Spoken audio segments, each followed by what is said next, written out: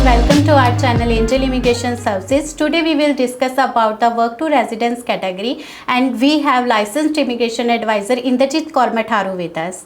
Hello Inderjit. Hello Sonika, how are you? I'm good, thank you. So we will start from the basic criteria, like basic eligibility criteria to applying the residence under transport sector.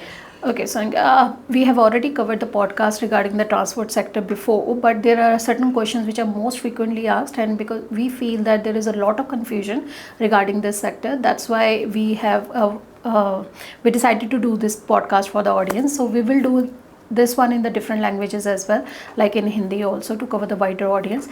तो पहले तो transport sector में सिर्फ truck drivers नहीं है, ठीक है, इसमें डेक हैंड्स भी है, प्लस शिप मास्टर्स भी है, और ट्रक ड्राइवर्स पहले हुआ करते थे जो रिमूव कर दिए, बस ड्राइवर्स थे, तो ये सारे के सारे एलिजिबल बनते हैं। और ये जो भी इस सेक्टर में काम कर रहा है सितंबर 21 onwards, they all are eligible if they are meeting certain criteria. अगर हम उस पर बात करें कौन सा क्राइटेरिया कैसे, एक तो उनके पास जॉब ऑफर होना चाहिए, वैलिड वर्क वीज़ा होना चाहिए, क्रिटिकल पर्पस विजिटर वीज़ा भी चलता है विद वर्किंग राइट्स, ठीक है, वैलिड वीज़ा होना चाहिए बेसिकली उनके लिए, वो काम कर सके।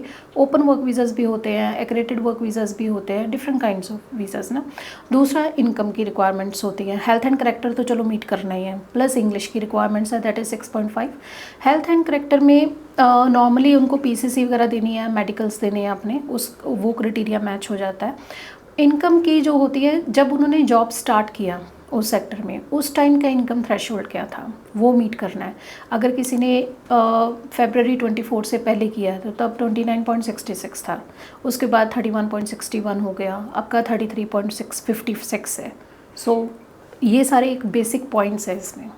ओके, अगर इसमें किसी क्लाइंट ने लाइक जॉब चेंज करी है उसने अपनी, तो वो स्टिल क्या काउंट कर सकता है अपना एक्सपीरियंस? बिल्कुल काउंट कर सकता है अगर वो सेम कैटेगरी में है। इसमें एक ऐसा भी ऑप्शन है, लाइक फॉर एग्जांपल आपने कुछ टाइम पे बस ड्राइवर का काम किया, like for 1 year we can say, उसके बाद आपको जी क्लास 5 का ट्रक ड्राइवर की जॉब मिल गई, आप वो 1 ईयर बस ड्राइवर का भी क्लेम कर सकते हो और उसके बाद ट्रक ड्राइवर का भी। सो वो हम कंबाइन करके एक्सपीरियंस लाइक 24 मंथ्स का कवर कर सकते हैं उसमें। Yes, और इसमें अगर गैप भी आ जाता है, लाइक हमने बेसिकली देखना है जब हम अप्लाई करेंगे 30 मंथ्स उसके पीछे आप गिन लो, 30 मंथ्स मीन्स 2.5 ईयर्स, 2.5 ईयर्स में आपको वो मीट करना है एलिजिबिलिटी क्राइटेरिया। अगर किसी का मान लो कोई अनफॉर्चुनेट सर्कमस्टांसिस हो गए, जॉब चली गई, कंपनी लिक्विडेट हो गई, 1-2 मंथ का टाइम फ्रेम उसमें गैप पड़ गया थोड़ा, उसके बीच में उसको जॉब जब 2-3 मंथ के लिए उसको ऐसी जॉब मिली जैसे क्लास 5 का ट्रक ड्राइवर है, बट 2-3 मंथ्स के लिए उसको क्लास 2 का ड्राइव करना पड़ गया, ठीक है, तो वो 2-3 मंथ्स हम माइनस कर सकते हैं। ऐसा नहीं कि वो अब 2-3 का चला रहा है तो वो एलिजिबल ही नहीं होगा, दोबारा जब क्लास 5 पे आएगा still he is eligible. Okay, अगर कोई एसीसी क्लेम करता है एट दैट टाइम, क्या वो काउंट होती है वर्क एक्सपीरियंस भी? यस, एसीसी भी क्लेम होती है, मैटरनिटी लीव्स भी क्लेम होती है, उसमें कोई प्रॉब्लम नहीं आती। ओके, तो बेसिकली एक और क्वेश्चन क्लाइंट करते हैं कि हमें at the time of submission हमें मीडियन वेज रेट है जो 33.56 वो मीट करना पड़ेगा? नहीं, अगर आप कॉन्टीन्यूटी में सेम एम्प्लॉयर के पास काम कर रहे हो, आपकी जॉब में कोई चेंजेस नहीं है, आपकी लाइक पोजीशन में कोई चेंजेस नहीं है, तो आप पुराना ही पे रेट मीट करके आप अपनी रेजिडेंसी डाल सकते हो। तो अगर इसके में एग्जांपल की बात करें, जैसे पहले 27.76 भी रहा है, अगर किसी ने उस टाइम अपना काउंट करना स्टार्ट कर दिया, so it does not require कि आपको करंट पे 33.56 ही चाहिए, बट ये ट्रांसपोर्ट सेक्टर में ऐसी पोजीशंस हैं जिसमें चाहिए। वो पोजीशंस है जैसे शिप मास्टर है, डेक हैंड है, तो ऐसी पोजीशंस में क्लियरली स्पेसिफाइड है कि must meet the current median income. Okay, एक और क्वेश्चन है जो क्लाइंट करते हैं, जैसे कि वो वीज़ा अपना एक्सटेंड कर सकते हैं, लाइक वो स्किल लेवल 4-5 पे हैं, जैसे ट्रक ड्राइवर 4 पे हैं, वो अपना वीज़ा एक्सटेंड कर सकते हैं आगे? कर सकते हैं अगर कोई पाथवे टू रेजिडेंस पे है, बट ये बहुत ज़्यादा लोगों को कन्फ्यूजन है कि भाई हमें आइल्स नहीं चाहिए होगी बिकॉज हम पाथवे पे हैं। आइल्स डेफिनेटली चाहिए, 4 बैंड्स रिक्वायर्ड अगर आपको वीज़ा एक्सटेंशन डालनी है। टोटल वीज़ा देखो 5 ईयर्स का है, ठीक है, अगर आप वैसे लो स्किल पे अगर देखें तो 3 ईयर्स का है, बट जब हम एक्सटेंशन डालते हैं we have to prove this one कि yes you are meeting the requirements and you are on the pathway to residence.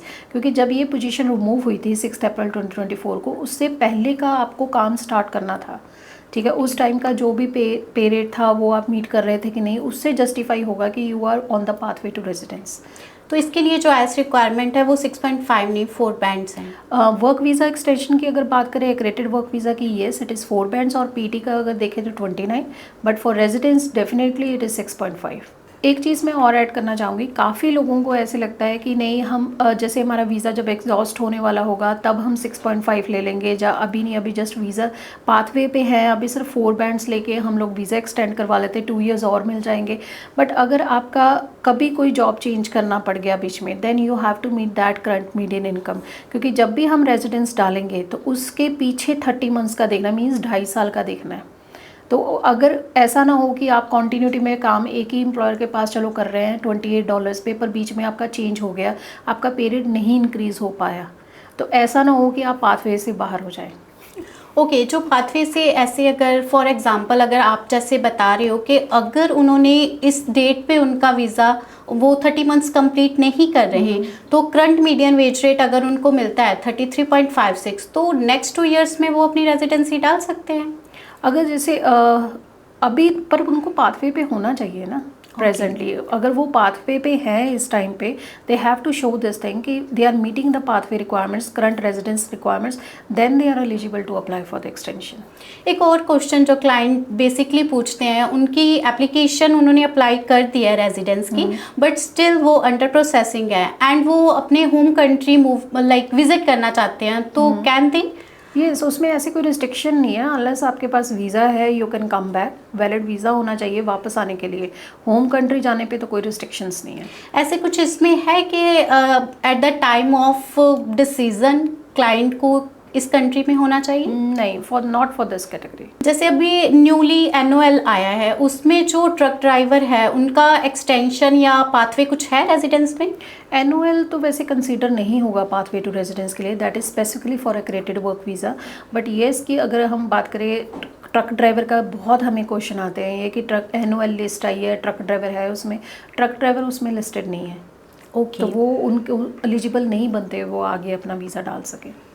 So basically for आप कुछ बेस्ट एडवाइस देना चाहें हमारे क्लाइंट्स को? बेस्ट एडवाइस ये है कि अगर आप आइल्स कर लो, टाइमली क्लियर कर लो, क्योंकि अगर कल को कोई कंपनी लिक्विडेट हो जाती है या कुछ भी अनफॉर्चुनेट सर्कमस्टांसेस हो जाते हैं और नए एम्प्लॉयर आपको मीडियन इनकम नहीं दे पाते, या कम, बिकॉज अभी मार्केट रेट चल रहा है, not the current median income ना, तो अगर कोई मार्केट रेट के हिसाब से पे करने लगे तो आप हो सकता है पाथवे से बाहर हो जाओ, तो आपको वो 2.5 साल में वो मतलब पूरा कंप्लीट करना है, तो वो टाइम फ्रेम बहुत इंपॉर्टेंट है। So you can contact us at Angel Immigration Services. Our phone number is 0211868351 and landline number is 093032209 and our address is 4 Mini Street, Eden Terrace, Auckland CBD.